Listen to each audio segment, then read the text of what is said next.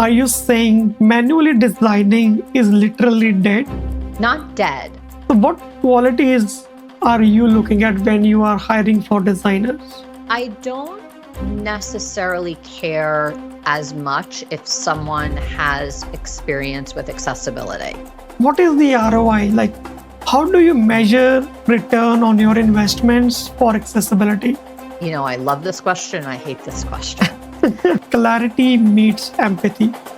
So, can you please help us understand what does that mean? The goal of a designer is to create attractive experiences. What are the top 3 or the biggest misconceptions that you have ever heard about accessibility? I have had the absolute privilege of working with Dana for over the years. And trust me when I say this, every single conversation with her makes you think deeper about what it really means to design for everyone. She's a storyteller, a creative powerhouse, and one of the sharpest voices in the accessibility and design space. I'm sure you have seen her insightful videos on LinkedIn, where she talks about AI tools, inclusion, and design leadership. She's currently the Senior Creative Director at Level Access, where she leads the company's design and brand experience, helping some of the world's biggest organizations build inclusive, human-centered digital experiences at scale. She's not only making things look good, but she's also making it work for everyone. And that's a rare kind of design thinking. So today, we are diving into her 2 decades of experience, how she built creative teams that lead with empathy, how she scaled accessibility across larger organizations, and how she bridges the brand, design, and inclusion into a unified story. Please welcome my friend and one of the most brilliant creative minds I have ever worked with, Dana. Welcome to the show.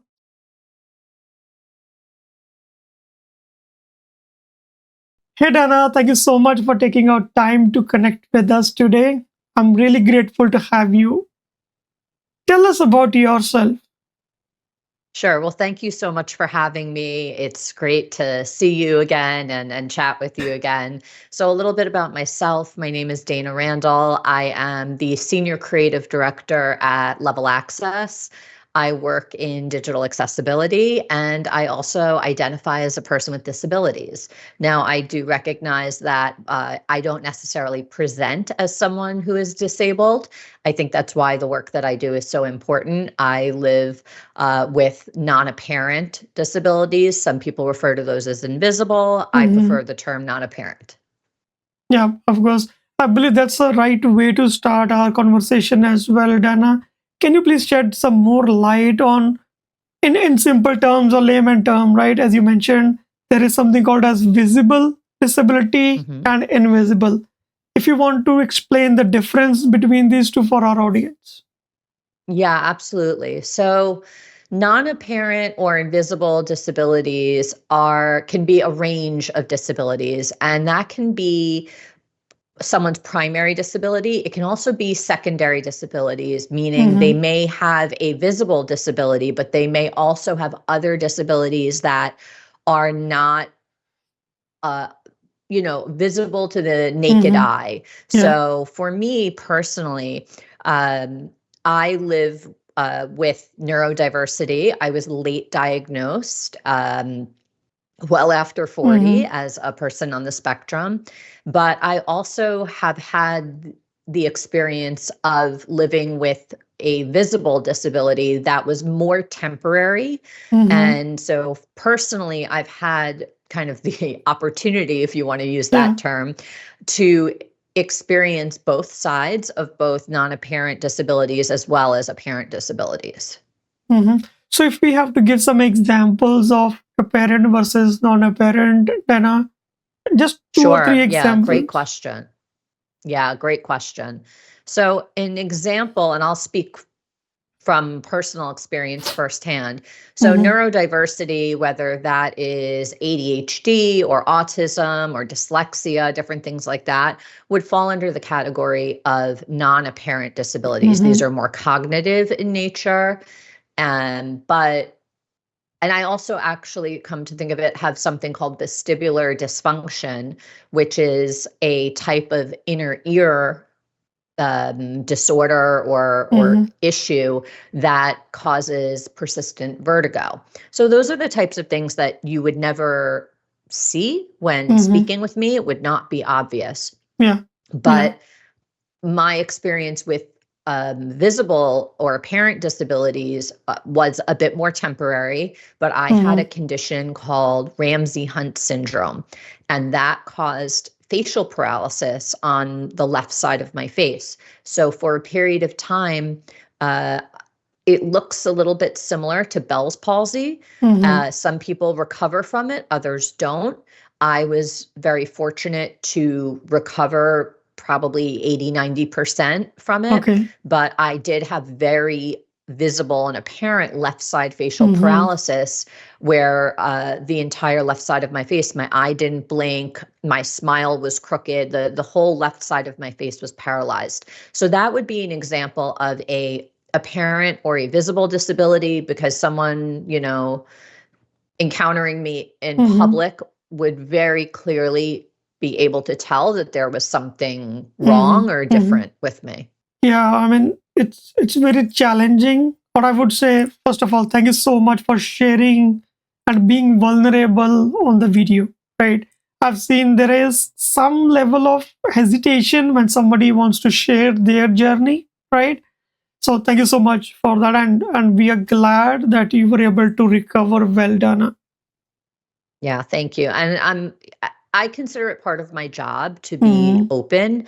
Yeah. I find it very important to broaden the understanding of what disability means, what it Mm-hmm. looks like, Yeah. potentially what it sounds like. Yeah. I think that people have a preconceived notion of what the disability community is, and the Yeah. reason I find it so important to be so open is because I think it is important for people to understand how large the disability Mm-hmm. community is, and to not assume that because someone's disability might not be Mm-hmm. obvious, that doesn't mean that they don't navigate Yeah. disability every day.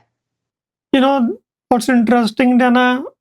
I do a lot of sessions related to accessibility, training different type of roles. I always begin my question, what is the first thing that comes to your mind when you hear the word disability? And you will not be surprised, Anna.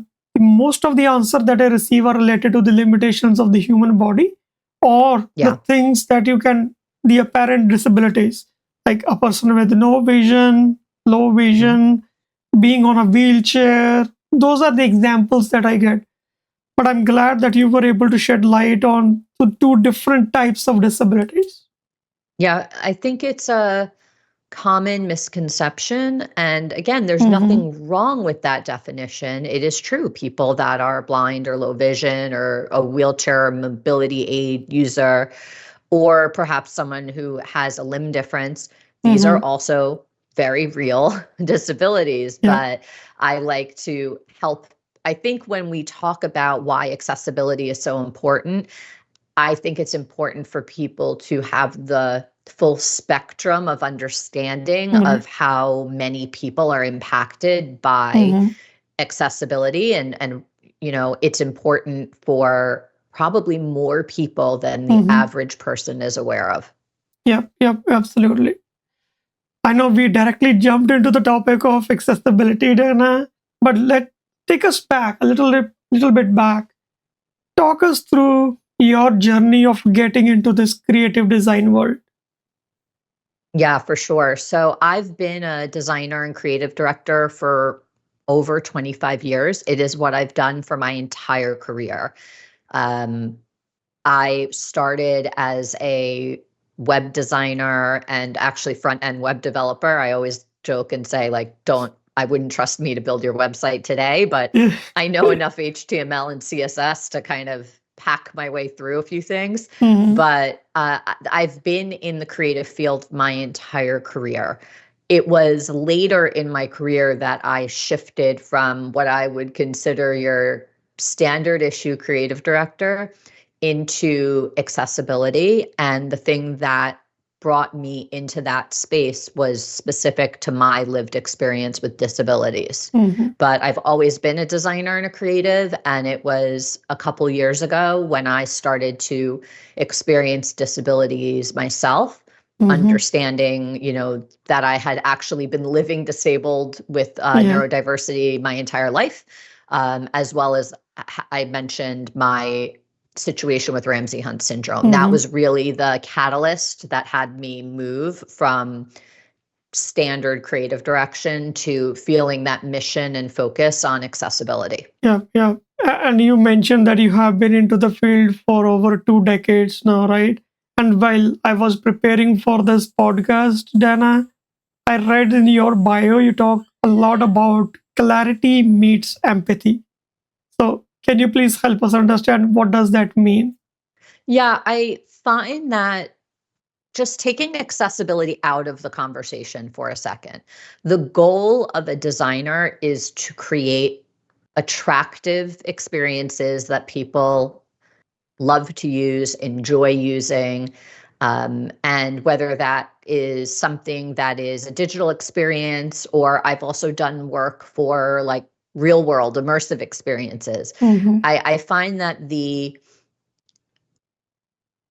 general goal of a designer is to create an emotional connection to the brand experience.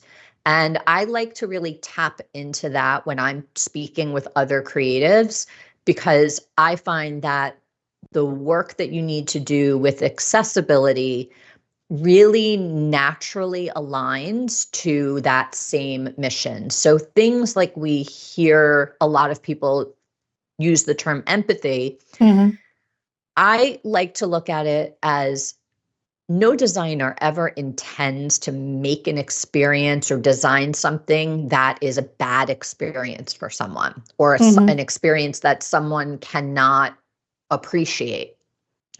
I've never met a designer that was their goal. What it really comes down to is just a lack of awareness. Maybe they don't have experience. They don't have friends or families or family members or coworkers that have disabilities, and they just haven't been exposed to what that experience is like for someone with a disability. So I find that sort of clarity and empathy piece is really about aligning with the core principles that every designer operates with, which is, I believe, creating beautiful aesthetic experiences or designs that people love or brands that people love, but then making sure that there's an understanding or empathy for personas or profiles that maybe were outside of the key personas that they started with, and to broaden that range of understanding who you're creating for, and then making sure that they have a great experience too. You touched upon a very good point here, Dana, the awareness piece, right? If you don't know, you don't know, right? So how do you ensure as the creative head at Level Access that your design team, your developers are aligned for accessibility? Yeah, it's a great question. So I think the first thing what you said is, if you don't know, you just don't know. And I find it really important to not shame people for not knowing. Right. I only get upset with my team when they do something and I know that they know better. So I think step one is always being very gentle and helping someone understand what that experience might be. And that I find that usually sticks with them, right? So I find it very helpful in showing them, having maybe someone with a disability demonstrate, here's how I experience this. This is what I see. This is what I hear. This is what I don't see. This is what I don't hear. And again, that it's not limited to seeing and hearing, but those are just examples.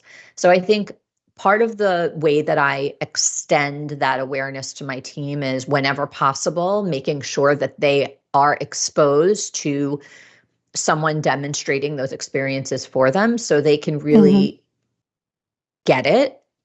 And then the other piece of it is, as a designer, there's a certain set of things that are always going to be top of mind. Yeah. And I think that accessibility can feel very overwhelming. And I'm not saying that this is the exhaustive list, but there are some usual suspects that every designer is responsible for. Yeah. Color contrast, text size, font style, target size, meaning the actual size of an interface element, making sure it's not too small. Right. And then other things like, depending on your role, might be things like alt text or captions, understanding best practices for motion. But it's not a terribly long list. So I feel like that's kind of a set of everyday practices, repetition, repetition, repetition, that I found that if I keep it relatively concise, I don't need them to know every one of the WCAG criteria and all the I don't need them to know all the detail. I need them to remember those top level issues. And that is already a step to make progress. Absolutely. And that's the great point again, Dana, wherein repetition is the key. You don't have to understand or remember 1.1.1 is text alternatives. That's not required of you. As long as you're aware that an informative image needs a good alt text, you're good. Right. And that comes with experience, you build that muscle memory.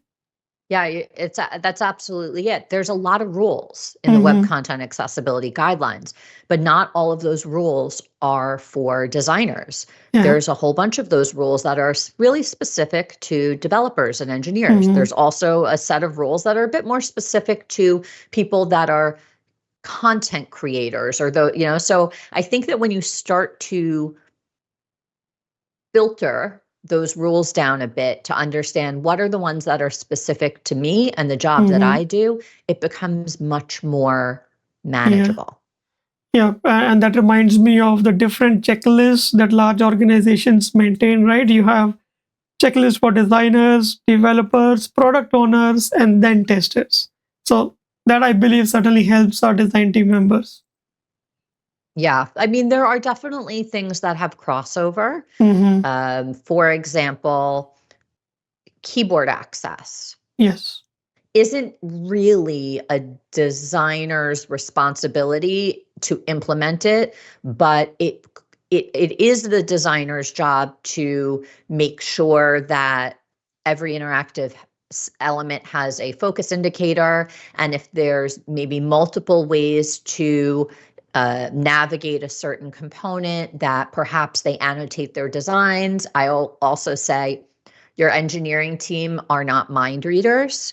They're probably very smart people, but they cannot read your mind. So if you have an intention of the way you expect something to work, leave them a lovely little note, also not known as an annotation, and don't make them try to figure it out on their own. I mean, I'm sure that they can, but it's also about really being a good team player.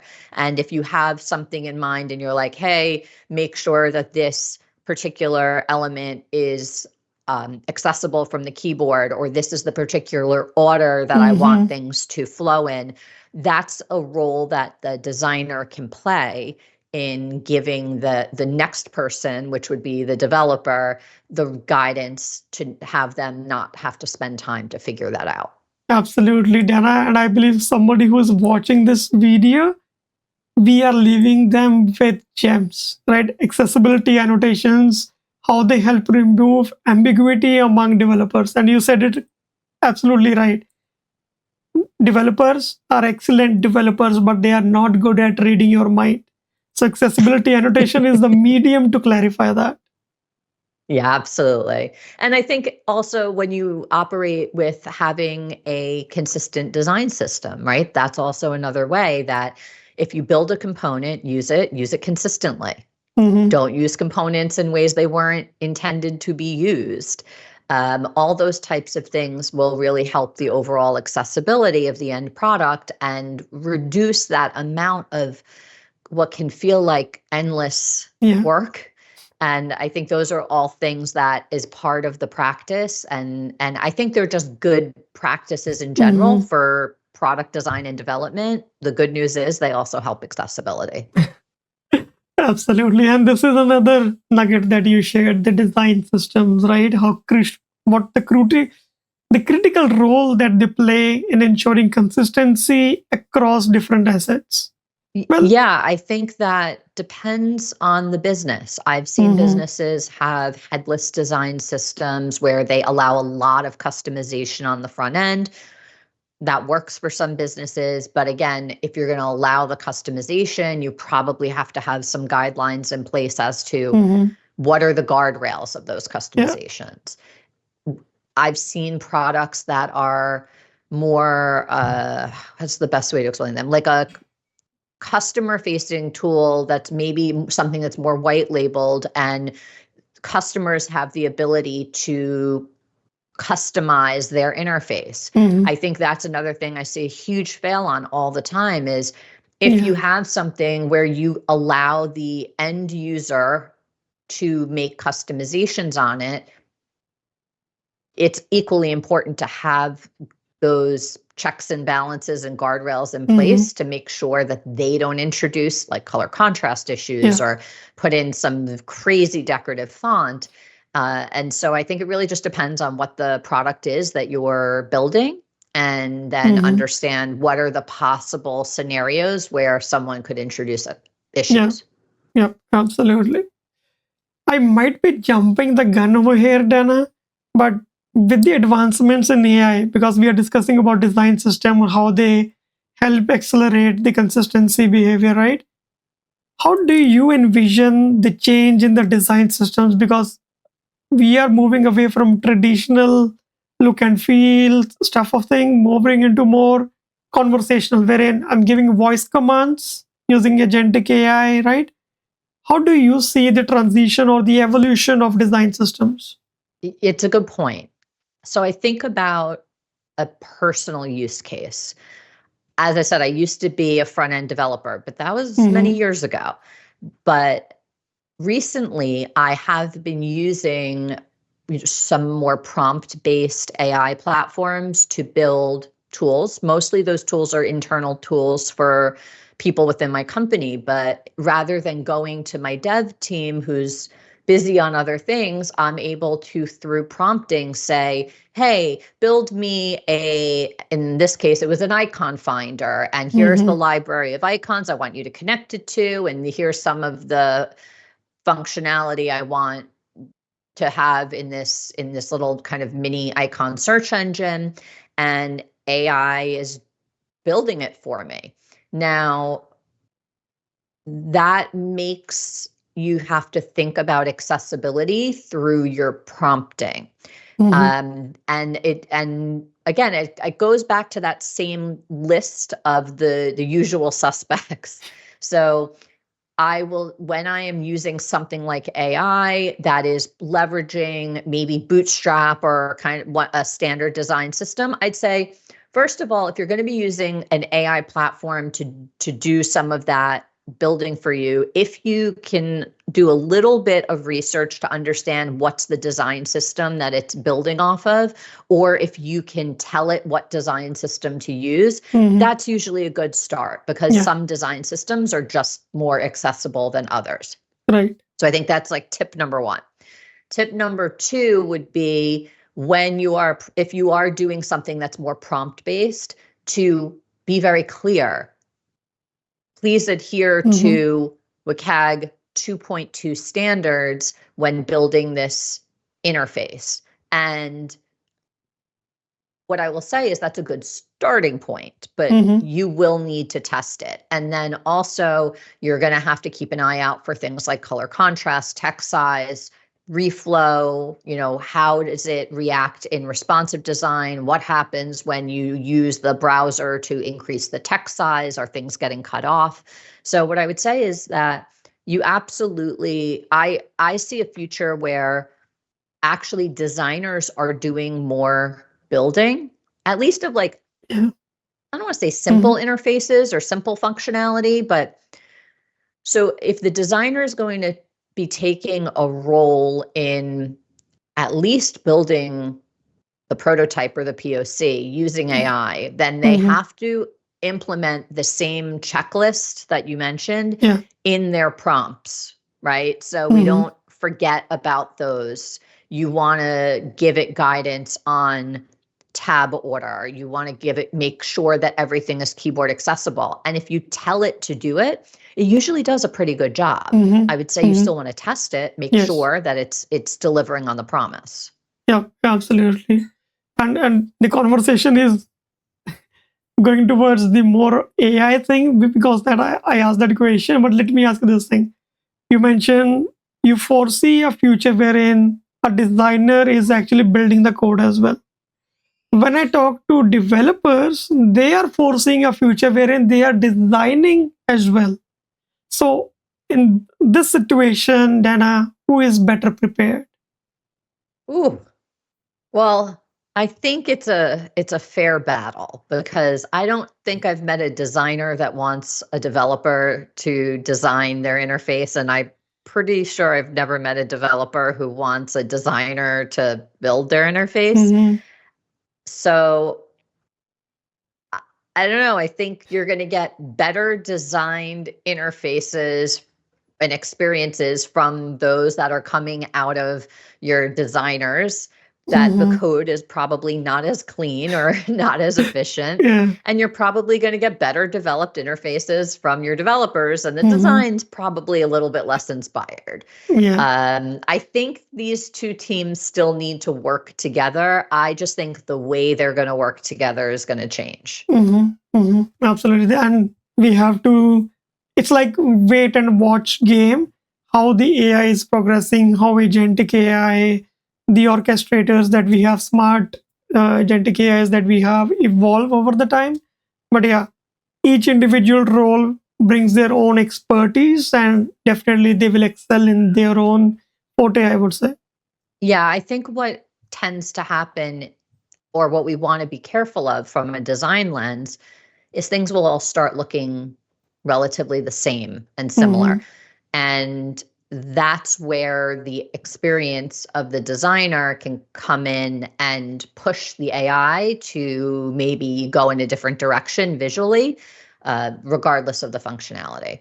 Okay, now let's bring back our conversation to the design systems, right? Hmm. We have few more questions for you at the end related to AI, but let's focus on design system, Yes. Dana. In terms of scaling your design system, it's one thing having a design system for a small organization, having 2 or 3 websites, right? But the moment you go into larger organizations, be it Microsoft's or Google's, right, where they have n number of products, they need a design system that can support and have consistent experience throughout their products. What are the core principles to scale a design system? Yeah, it's an important point. Design systems, the larger the organization and the more properties that you have that are using that design system, the more challenging it can become. Yeah. So, one of the core principles that I always tell my team as we're designing our design system now, where my team works on the design system for our like customer facing web experience. We have a different team that works on the design system for our actual product software UI. Mm-hmm. At some point in the future, could that leverage a unified design system? Possibly. No reason it can't. Right now, Mm-hmm. they're separate.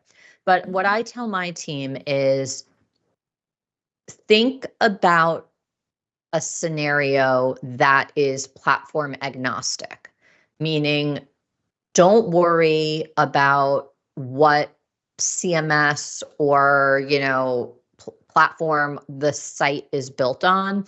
Whatever we're designing should work for any technology. So Mm-hmm. when I'm working with our web development team, if they turn around tomorrow and they say, we're going to re-platform, we don't like this platform that we're on and we want to move over to something else, a Mm-hmm. good design system does not need to be reworked for a new platform. Right. Now, of course, there are some things like native mobile may have some unique patterns, but again, it still should be part of the same design system.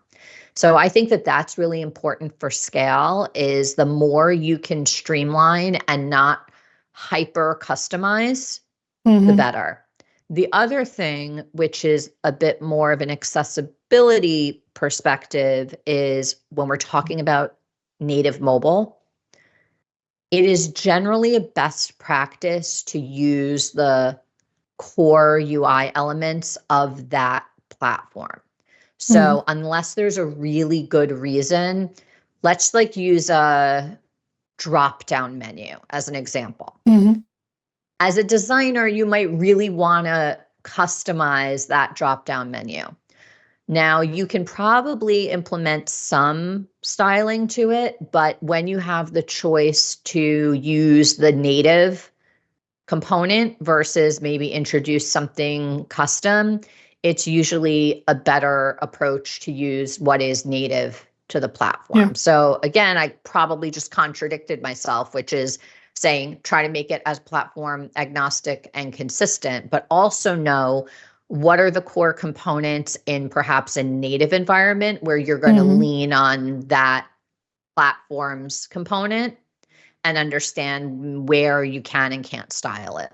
Yeah. So what I understood from your first point, Dana, is that you are not, for example, if your design system is built using Angular, you're not restricting yourself to the teams. Okay, if you have an Angular technology stack, only then you can use the design system. So you're keeping Correct. that layer independent of whatever technology stack you have, but you can still end up using a design system. So that's how truly loosely coupled you would say the technology is in the design system, in case you're planning to scale it at large organizations.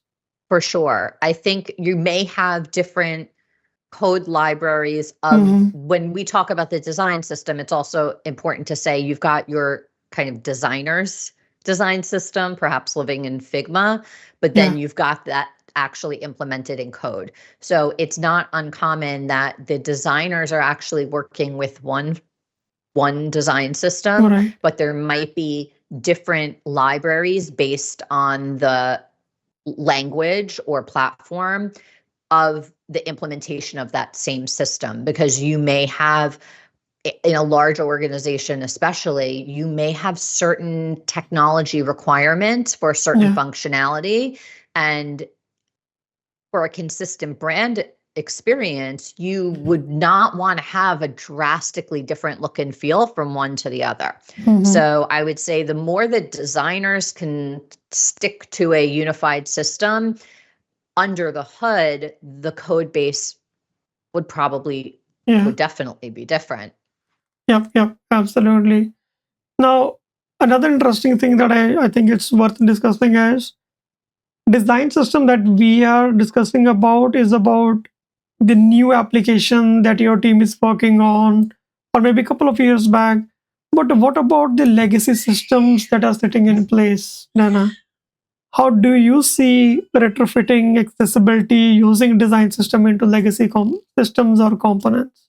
Yeah, so I start typically with having someone assess how much of their product is actually using their design system, because I think that's a reality that especially legacy systems that maybe have been started before the practice of a design system was even introduced.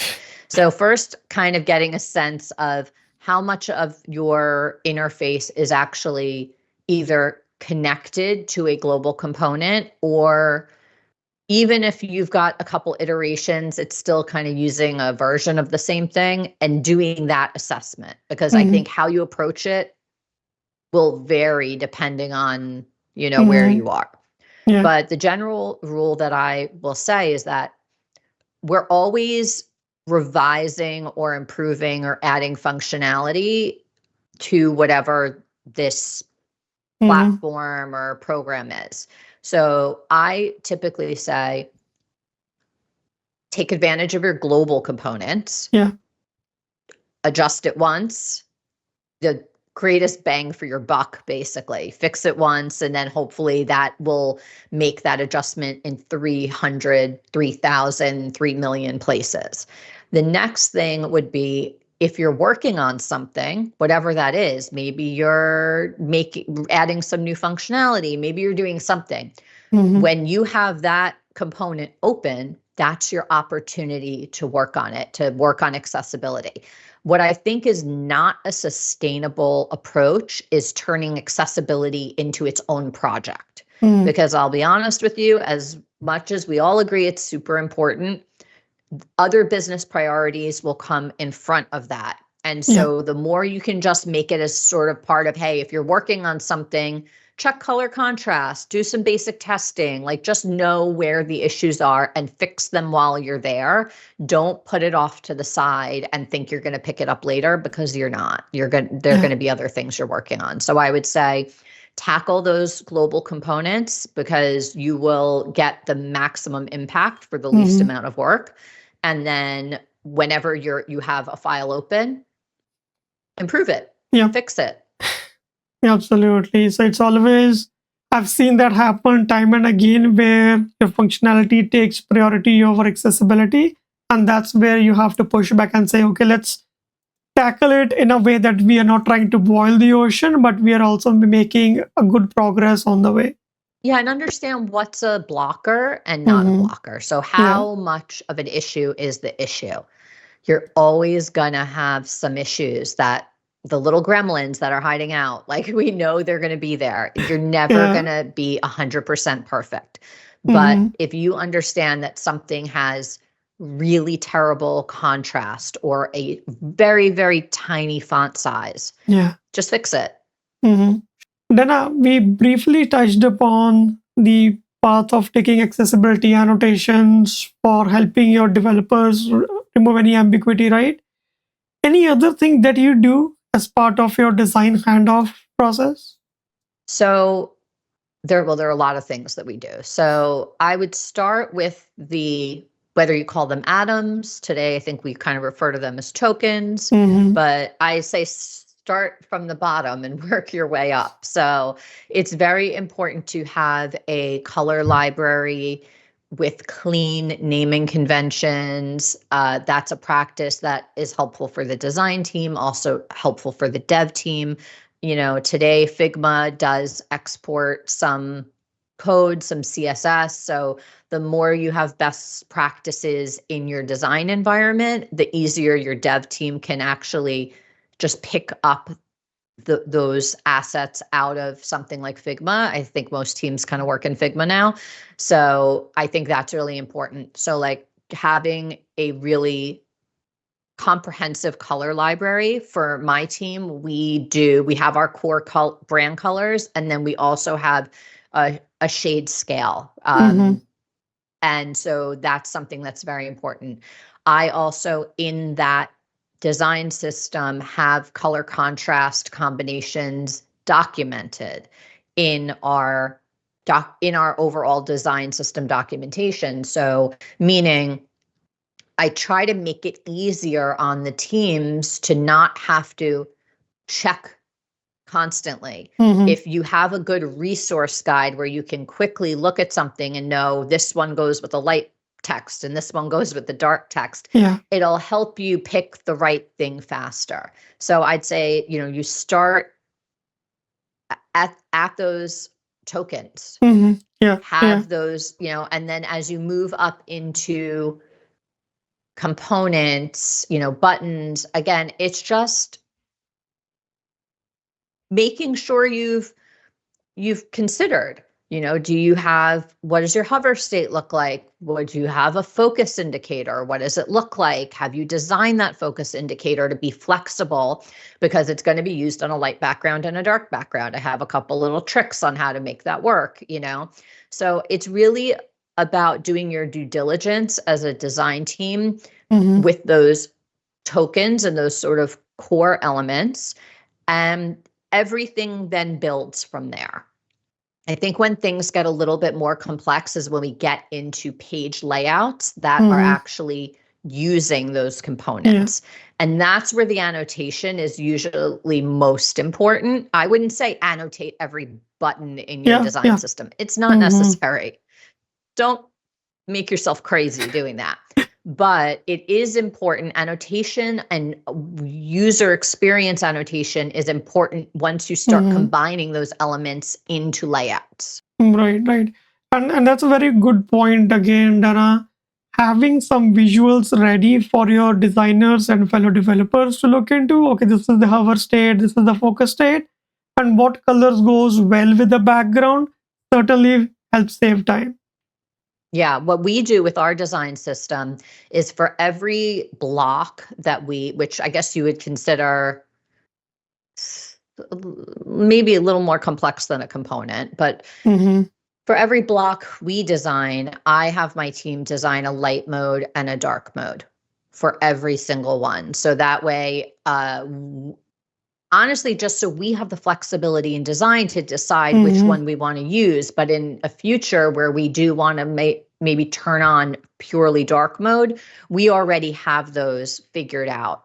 The other thing, just like everyone should be used to doing for some time with responsive design, a standard practice should be take your designs and decide what happens at 200% text zoom. Mm-hmm. Figure that out once, put that standard in place, saying, okay, at 200% text zoom, it's really common that you shift over to your mobile interface. Mm-hmm. Decide whether or not you want to do that. It's okay if you do, but then know, hey, when you're in QA, make sure you're testing that in that environment, because so that's another thing that I think is really important is your developers are not mind readers, but Mm-hmm. neither is your QA team. So Yes. make sure you've got those protocols in place where it's like, hey, we've considered this scenario of 200% text zoom on desktop. Please Mm-hmm. make sure when you're doing QA, you're testing in that environment. Yeah, and while you were talking about different modes that you designed for, you said light mode, dark mode.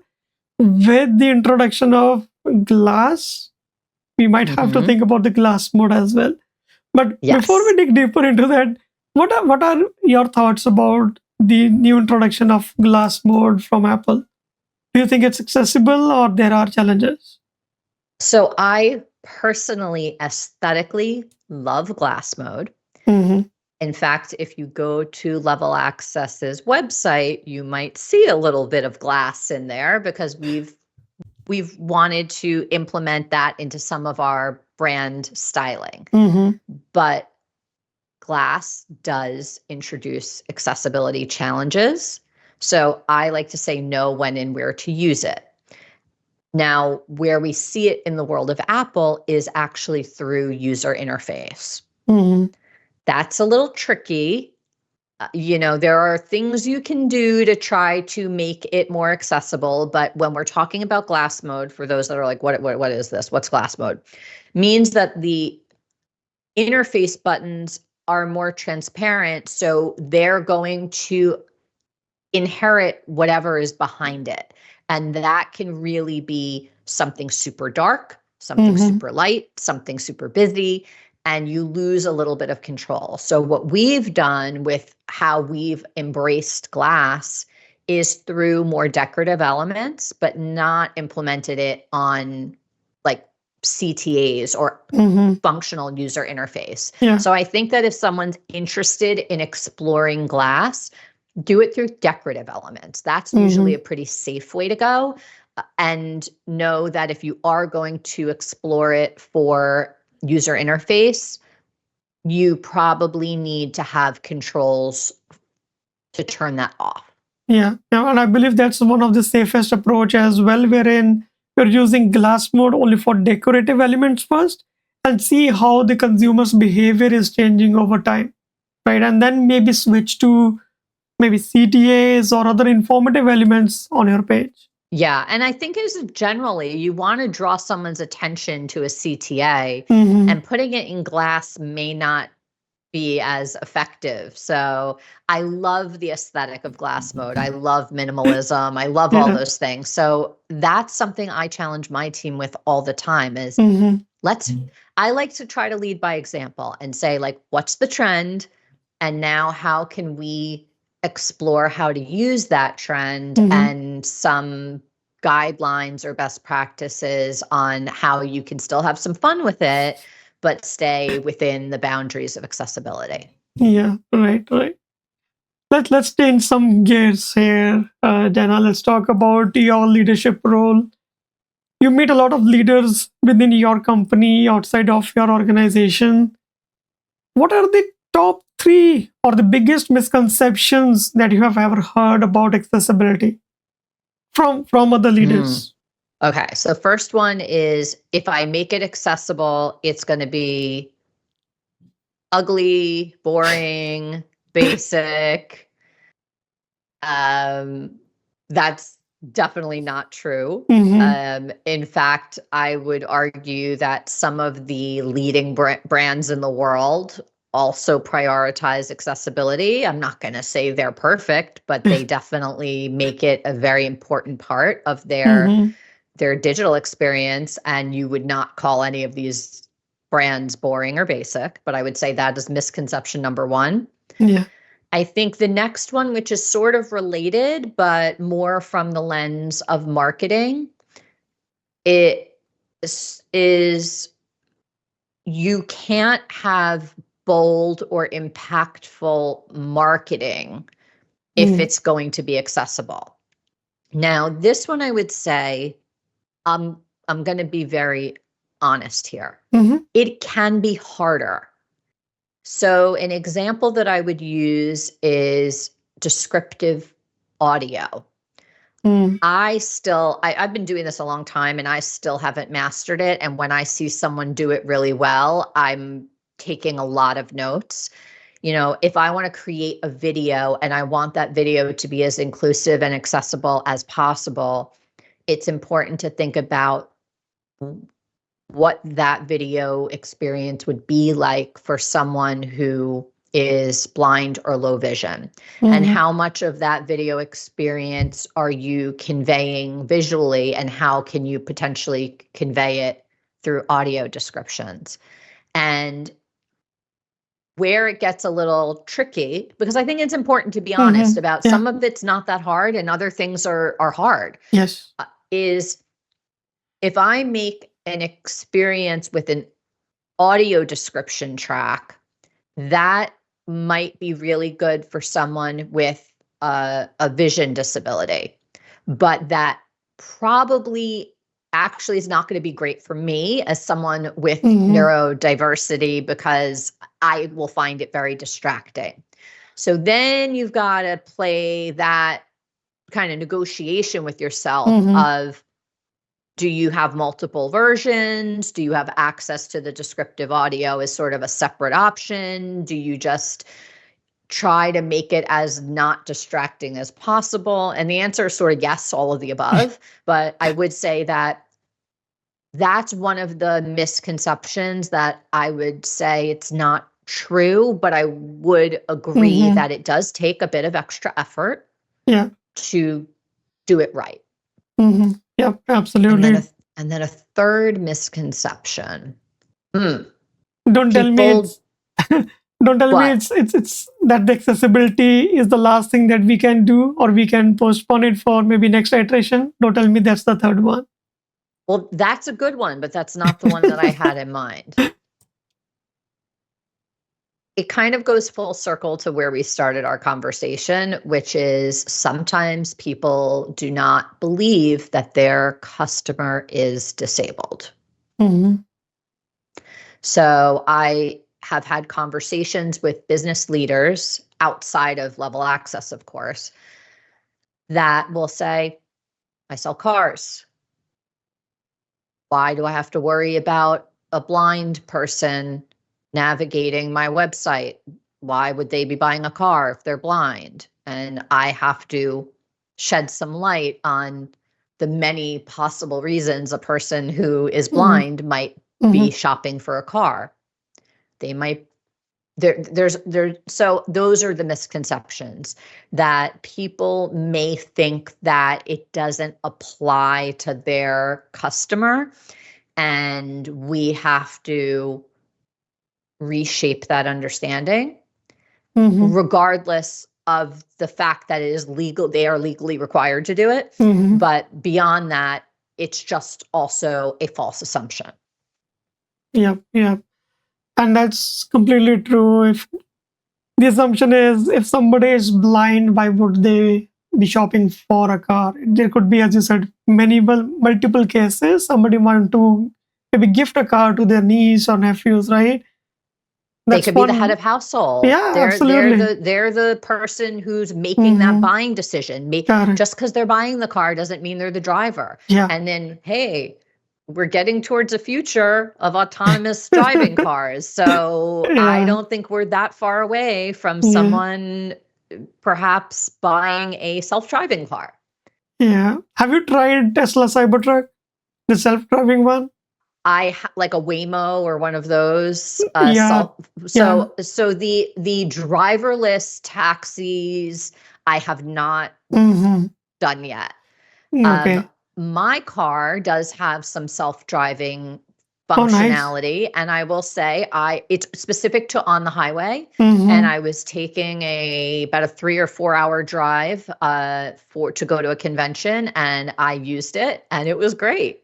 I mean, you still have to pay attention what's going of on, course. but I was much more relaxed on that drive. Yeah, my son is a huge fan of Tesla Cybertruck, Dana, and we went for a test drive. We tested Cybertruck's Beast model, and it was fully equipped with self-driving, and it took us from point A to point B, and I didn't even touch the steering wheel. So It's wild. that's So the future that we are that's a looking good at. indicator, right? Yeah. That's where we're going. So I Exactly. think that my third one is, even if in the past that I still don't believe it's true, but as technology advances, technology is the great enabler. So people with disabilities are going to be able to be more they're always self-sufficient, but things that maybe someone couldn't have done before, they are able to do through the use of technology. And Sure. that's why it's so important. Yeah, absolutely. Now, the next thing that I'm going to ask you, Dana, is from scalability standpoint, somebody who is new to this, who wants to present accessibility. What is the ROI? Like, how do you measure return on your investments for accessibility? I love this question. I hate this question. I So it knew that. depends. Yeah, look, you know me well enough to be like, oh, we're going to talk about ROI. Okay. So it really depends on your business. I think there's a couple things that we can touch on, but it's not as simple as your kind of typical A/B testing, though I would argue maybe you do A/B test an accessible experience and a not accessible experience and see which one converts better. Generally speaking, when we make things inclusive and accessible, we're making it better for everyone, not just people with disabilities. So there's that. So you probably will see some ROI just from improving the overall user experience. So there's this piece of it where you might be able to find some measurable impact. But, the other part of it is in understanding the full customer journey. So perhaps you've made efforts to make your advertising campaign or whatever you're doing to bring people in accessible and inclusive. And you've done a great job there. But then when they get to whatever that destination is that you've now sent them to, whether it's through a billboard or through an ad somewhere, and they get there and it's not accessible, maybe they can't check out. Yeah. Like, how much money are you leaving on the table? So it can be hard to measure. I will say that it is challenging for companies to put a number on it, but it's definitely has an impact on ROI. And then also understanding the overall spending power of the disability community, meaning people with disabilities and their kind of immediate Right. family, is what, in the trillions of dollars globally. Yeah. So there's a tremendous amount of spending power there. So when you're thinking about ROI, if we know that roughly 25%, I think it's 25% of people in the United States identify as a person with disabilities. Yes. If I told you 25% of your customer base is being ignored, in any other scenario, Yeah. you would think really that would be an urgent situation, right? You're Absolutely. driving 25% Mm-hmm. of people in, and they can't complete that, whether it's a transaction or fill out a Mm-hmm. form or whatever it is. So I think there's understanding the spending power of the community and the impact that that has on your business. And the last thing that I think is very important when we think about ROI is customer loyalty. Mm-hmm. Customer acquisition is probably the most expensive thing any business is Yeah. going to invest in. It is Mm-hmm. expensive to get customers.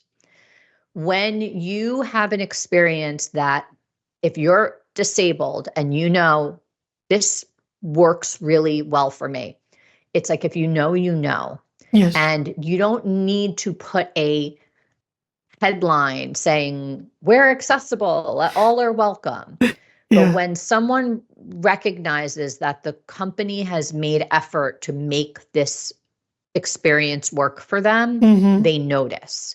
And so the loyalty of the disability community, with a tremendous amount of spending power, Yes. the loyalty they have, they stick with the brands that have put in that effort, that they know and they notice.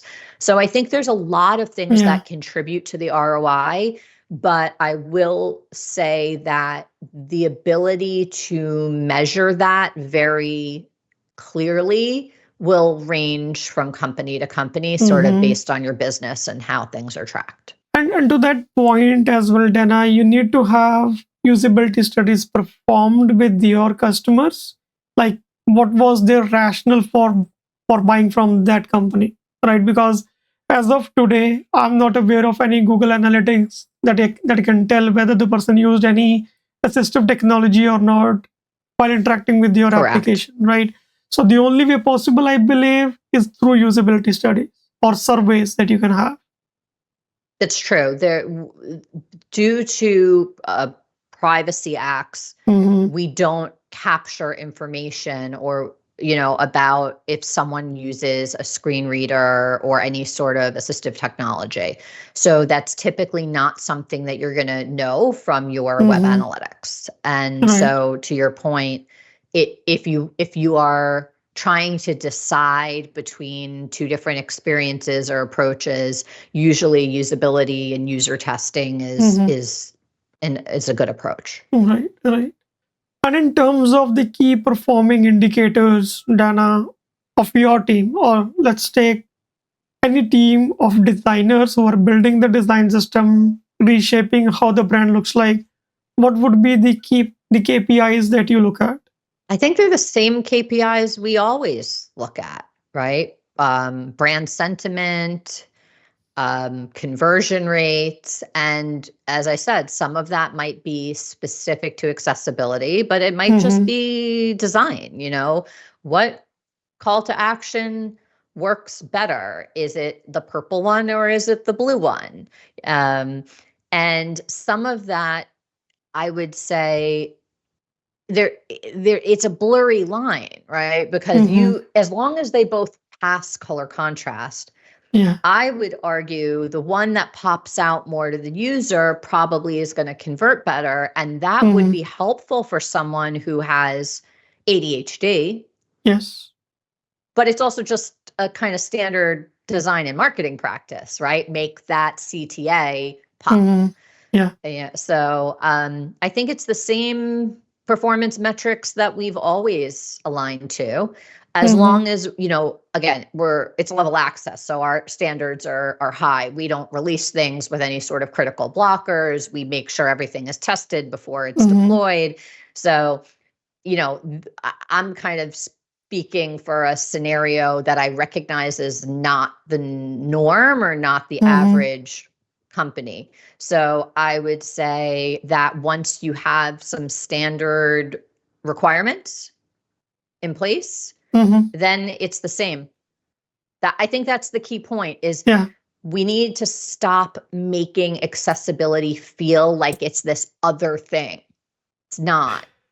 Yeah. It's just what we do, whether you're a designer, a developer, a tester. It's just broadening the view of who your Mm-hmm. user is. Right. It should be core functionality. So think about a person who is dependent on assistive technologies. For them, it's the bare minimum functionality that they're looking at. So it's not a good to have feature. I'm sure my viewers and you already know this. Accessibility is a must have functionality and not a good to have feature. So that's that's the direction that we want to head to, right? And that's what one of the KPIs should be, making that cultural shift of not considering accessibility as an add-on, but the basic necessity. Yeah, as long as you can be realistic about it. Mm-hmm. Also, Yeah. if you turn around to your boss and you say, "I'm sorry, I need double the timeline in Yeah. order to do this accessibly," I guarantee the answer is going to be no. Absolutely. So it's about understanding what are those core must-haves. Mm-hmm. There's always going to be that next layer of nice to haves. Right. But as long as everyone's on the same page on the absolute baseline core Mm-hmm. requirements, then that's a good start. And the good news is that we said repetition earlier.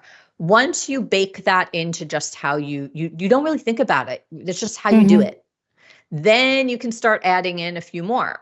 And then it becomes like, again, just how you do it. I think where I see teams fail is they just try to take it all on and then it Mm-hmm. becomes overwhelming. Yeah. So Yeah. I say start somewhere. Absolutely. With that, I have a lot of my viewers who are trying to get into the design roles. So what qualities are you looking at when you are hiring for designers? I don't necessarily care as much if someone has experience with accessibility. I Mm-hmm. care that they're a great designer and they create beautiful work. But I do care that they are open-minded, right? If you're too stubborn, then you're probably not going to succeed in accessible and inclusive design Mm-hmm. because you have to be willing to be challenged and open to coming up with alternative solutions. If you're the type of designer that if you do something, you're going to defend it to the death, probably not the right industry for you. Mm-hmm. Yeah. Be a fine artist, do something Mm-hmm. else. But I think as long as a designer has those good design instincts and Mm-hmm.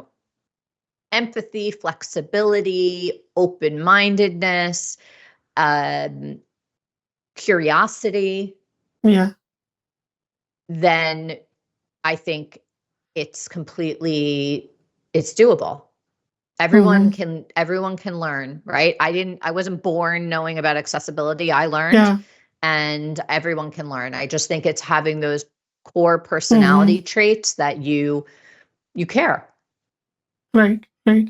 And this is what I tell to all my viewers as well. If I can learn accessibility, anybody can learn about it. Yeah, if they could teach this old bird over here, then as I said, Yeah. I've been doing this 25 years now. Mm-hmm. Technically, that's as long as the Yeah. accessibility industry has been around. Mm-hmm. But let me tell you, 25 years ago was not what I was working on. Yeah. So Yeah. if I can do it, you can do Mm-hmm. it. Exactly. Now, Donna, I have seen a lot of your videos on LinkedIn talking about what's new in AI. You have been experimenting with a lot of tools around AI. We have uh, Figma Make, you have Builder.io, who are building designs with prompt engineering only, right? How do you see this AI changing the accessibility design process space? Hmm. I think, well, I know, I don't even think, I know that AI is probably going to be one of the bigger disruptors. I actually would argue Figma was a pretty big disruptor. Hmm. We all used Adobe products. And then Figma really, I think, changed things, and the timing with more remote work and things like that definitely kind of fueled the progress of that. In the beginning, I was a bit skeptical about AI and its impact on Hmm. design because it wasn't a very good designer, but it's getting better. Hmm. So I think it's very important that any designer today is experimenting with AI, experimenting with different tools, understanding its strengths and its weaknesses, because unfortunately, it's not. I'm not saying unfortunately it's not going anywhere, but you are either going to learn to use AI tools in your toolkit, Hmm. or you're going to be considered outdated. Yeah. And the impact that I think it's going to have on design Hmm. is not necessarily a bad thing, because I think AI does a great job at repetition. Hmm. And so the way that I kind of see this taking shape is some of those tedious tasks that maybe you had to do as a junior designer, a bunch of like ad resizes, AI is going to start taking over those Hmm. tasks. Now, I think that's going to make the entry into design for junior designers a little bit more challenging, because a lot of those things that you used to come in as like what your job was, you don't Hmm. start as a creative director. Yeah. You have to do those more tedious tasks, and I think AI is going to take over a lot of those types of things. Hmm. So I think the big change that I predict is going to happen, and I'm already seeing happening, is those that are coming into the design space need to think like a creative director, Hmm. because you're not going to have to do those kind of boring tasks that every junior designer used to have to do. So I think that Yeah. that's going to have a very big impact. And so knowing how to use the different AI tools, knowing what's good at what, really understanding prompting and building your own approach to prompting. Don't just copy what other people are doing out there. Hmm. Really like create your own aesthetic, or look and feel. So I'd say start thinking more like a creative director. Yeah. And that's what I think it's going to do to change the design industry. I'm already seeing it happening. Hmm. So, Dana, are you saying manually designing is literally dead? Not dead, but I think what will happen is you're going to have two sides. You're going to Hmm. have someone who isn't actually a skilled designer, but they have an idea and they can communicate it, and then AI Hmm. will actually generate a design. Okay. And there's going to be that side of things, and not as many designers will potentially be Hmm. needed in that scenario. But then there's the other side of it, where you may, as a designer, feed the AI some Hmm. examples of things, some rough, some inspiration, and then it will kind of iterate on that for you. Hmm. So Hmm. I don't think design is dead. I just think the practice is changing.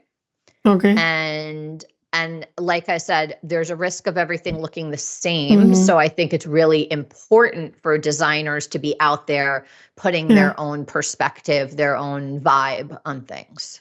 So that's a very interesting point, Dana. There has been a debate going on. Do you hire junior level engineers or designers who will use AI to build excellent results, excellent designs and products? Or do you have your senior members of the team stick with your organization, help them use AI and build more robust solutions while taking away their time, they can focus on more productive things. So How do you see that pendulum shift moving forward? I think it depends on the business. I think both models are valid and it really Mm-hmm. depends on the business. If you're a larger company, experience is very valuable. Mm-hmm. If you're a smaller company or a startup who needs to be scrappy, you Yeah. can probably get a lot further with less experience with the use of AI. Yeah, well, that totally makes sense then. It depends upon the size of your organization, how easy it for you to pivot from the decision that you took. Yeah, and just how complex Yeah. your business is. Mm-hmm. But Mm-hmm. I like to think of AI as it's a member of the team now. Under define its role. Yeah. Nice. That's a good way to think about AI. It's member of your team.